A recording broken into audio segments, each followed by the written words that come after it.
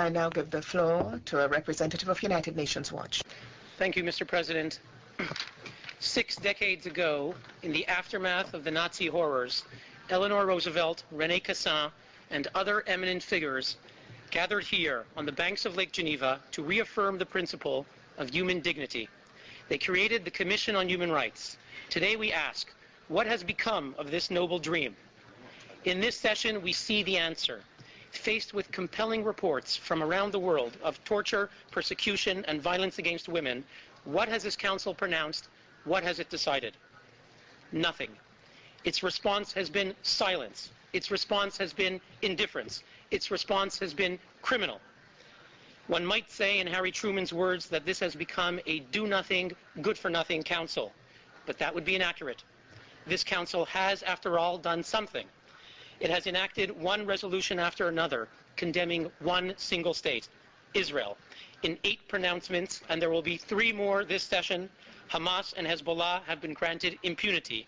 The entire rest of the world, millions upon millions of victims in 191 countries, continue to go ignored. So yes, this Council has done something.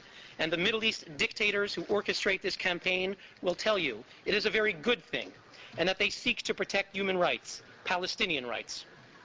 So too, the racist murderers of Darfur women, the rapists of Darfur women, tell us they care about the rights of Palestinian women. The occupiers of Tibet care about the occupied, and the butchers of Muslims in Chechnya care about Muslims. But do these self-proclaimed defenders truly care about Palestinian rights? Let us consider the past few months. More than 130 Palestinians were killed by Palestinian forces.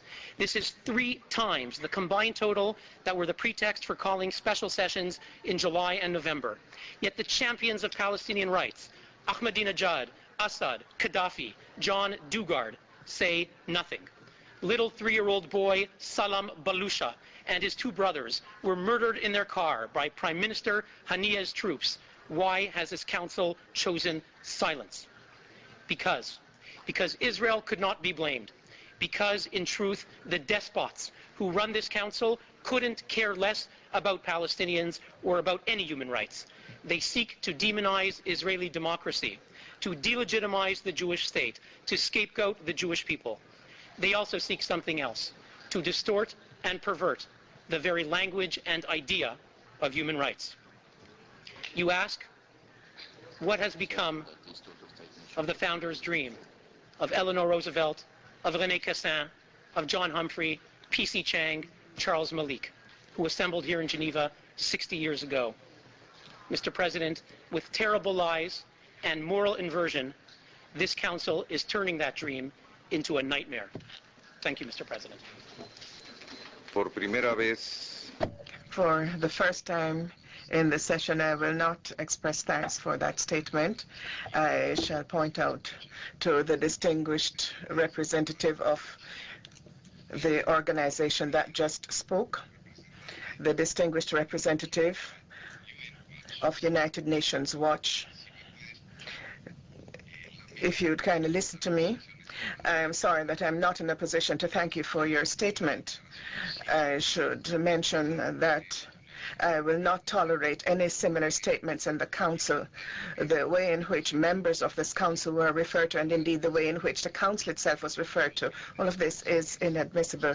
In the memory of the persons that you referred to, founders of the Human Rights Commission, and for the good of human rights, I would urge you in any future statements to observe some minimum proper conduct and language. Otherwise, any statement you make in similar tones to those used today will be taken out of the records.